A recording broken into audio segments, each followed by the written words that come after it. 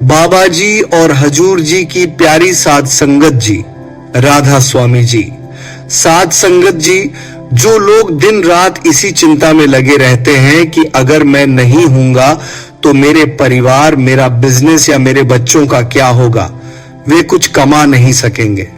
साध संगत जी, इसी के चलते एक व्यक्ति को बाबा जी महाराज ने 6 महीने के लिए कैद कर लिया।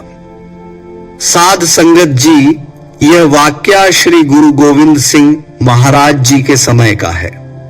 उनके समय में एक शिष्य भाई सज्जा सिंह था जो बहुत गरीब था। उसकी स्थिति इतनी खराब थी कि उसे व उसके परिवार को भोजन तभी नसीब होता था जब वे पूरा दिन मजदूरी करता, तब जाकर शाम का चूल्हा जलता। ऐसे ही दिन रात कल की चिंता में गुजर जाता। एक दिन उसने किसी से सुना कि यहां से सारी संगत आनंदपुर साहिब जा रही है गुरु गोविंद सिंह महाराज जी के दर्शनों के लिए। तो उसने भी सोचा कि मैं भी महाराज जी के दर्शन करने चला जाता हूं।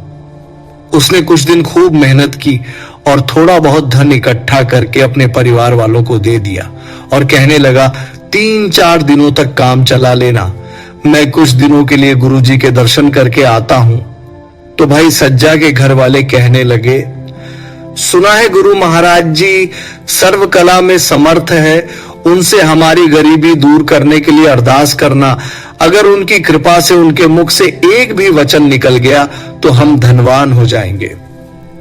साध संगत जी जब भाई सज्जा संगत के साथ गुरु घर पहुंचा और गुरु महाराज जी के दर्शन किए और 3-4 दिनों तक वहीं रहकर गुरु साहिब की सेवा की।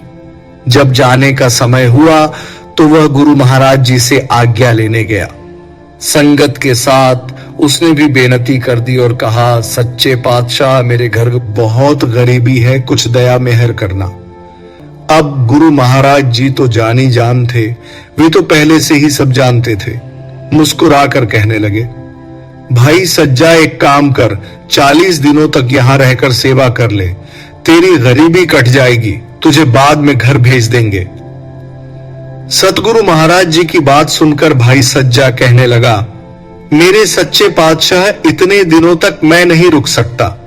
मैं कमाता हूं तो ही मेरा परिवार खाता है, उनकी रोजी रोटी का जरिया मैं ही हूं, इसलिए मुझे जाना ही होगा।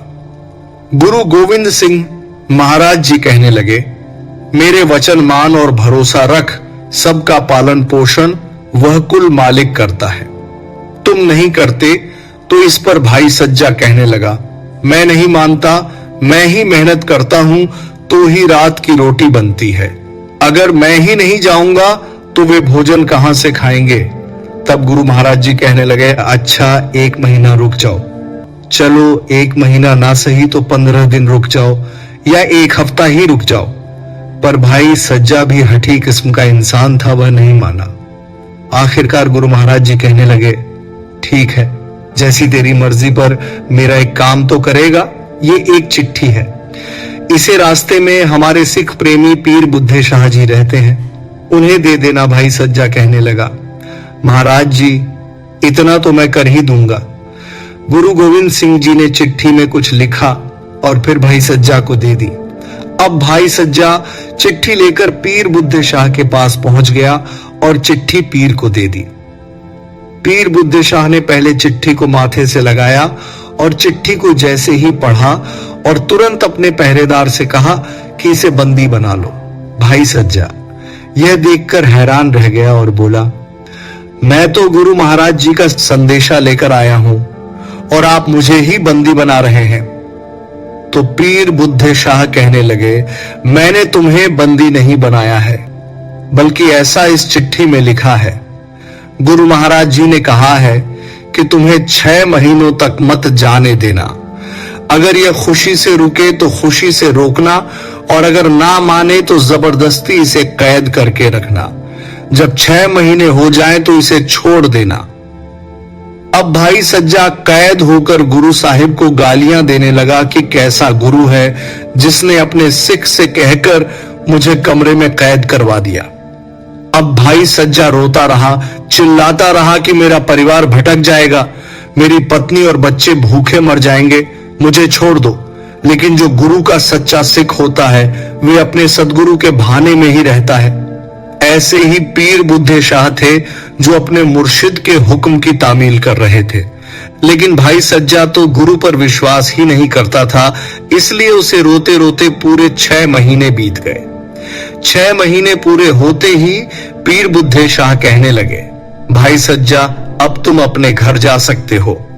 इस पर भाई सज्जा कहने लगा, कहां जाऊंगा, अब तो ना घर होगा और ना ही बीवी होगी, ना बच्चे होंगे, सब भूख प्यास से मर गए होंगे या कहीं दूसरी जगह चले गए होंगे, अब तो कुछ भी नहीं बचा होगा।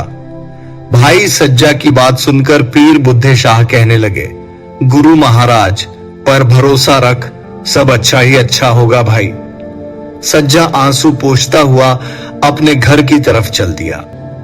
जब घर पहुंचा तो क्या देखता है, जहां टूटी फूटी झोपड़ी पड़ी थी वहां एक सुंदर घर बना हुआ है। अब भाई सज्जा मन में सोचने लगता है कि मेरी झोपड़ी तोड़कर किसी सेठ ने अपना मकान बनवा लिया है। वह सिर पर अपना हाथ रखकर कहने लगा, वही हुआ जिसका मुझे डर था। तभी भाई सज्जा ने देखा कि उस महल से तो उसके ही बच्चे भागते हुए बाहर आ रहे हैं और उसे पिताजी कह रहे थे। तभी उसकी पत्नी बाहर आई और उसके चरणों को स्पर्श किया, माथा टेका, फिर बड़े प्यार से अंदर ले गई।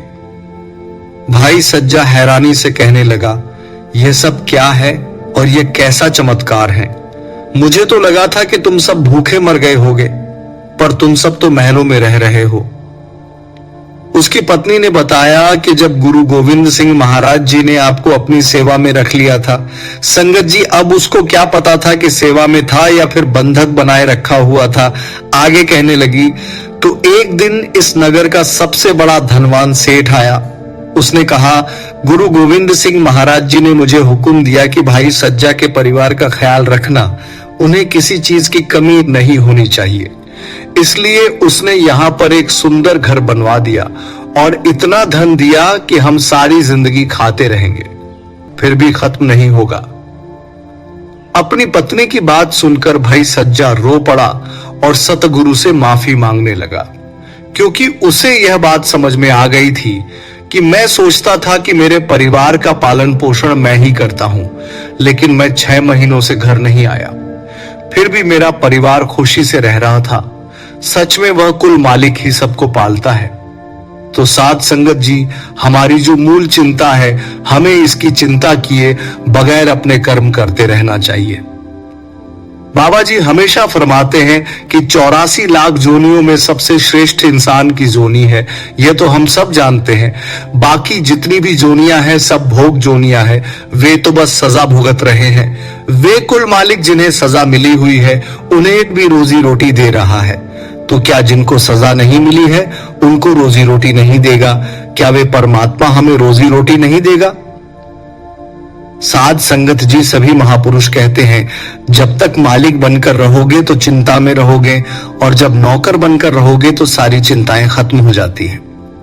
साध संगत जी इसे एक उदाहरण से समझते हैं। जैसे एक दुकान है, उसमें मालिक भी बैठा है और नौकर भी। अब अगर दुकान पर ग्राहक नहीं आ रहे हैं तो इसकी चिंता मालिक को होगी, क्योंकि नौकर को तनख्वाह भी देनी है, बिजली का बिल भी भरना है, दुकान की सौदा और अन्य खर्चे भी है। मालिक को चिंता है कि अगर ग्राहक आए या नहीं आए तो कितने आएंगे, कितनी सेल होगी। अब नौकर को देखो, उसे कोई चिंता नहीं, ना कोई लेना ना कोई देना, उसे तो बस समय पर अपनी पगार से ही मतलब है, सो वे तो मिल ही जाएगी। बस बात इतनी सी है, जब तक हम मालिक हैं ना जाने कितने दुख कितनी चिंताएं हैं हमें घेर लेती है, और अगर नौकर बन जाएं तो चिंताएं खत्म। यानी मालिक उस परमात्मा को बना दो और खुद नौकर बन जाओ तो सारी चिंताएं खत्म हो जाएंगी। साध संगत जी इसी के साथ वीडियो को यही समाप्त करते हैं। संगत जी जाने से पहले एक विनती है कि अगर अभी तक आपने हमारा चैनल सतगुरु सेवा को सब्सक्राइब नहीं किया है तो कृपया आप हमारे चैनल को सब्सक्राइब जरूर कर लें। गुरु प्यारी साध संगत जी राधा स्वामी जी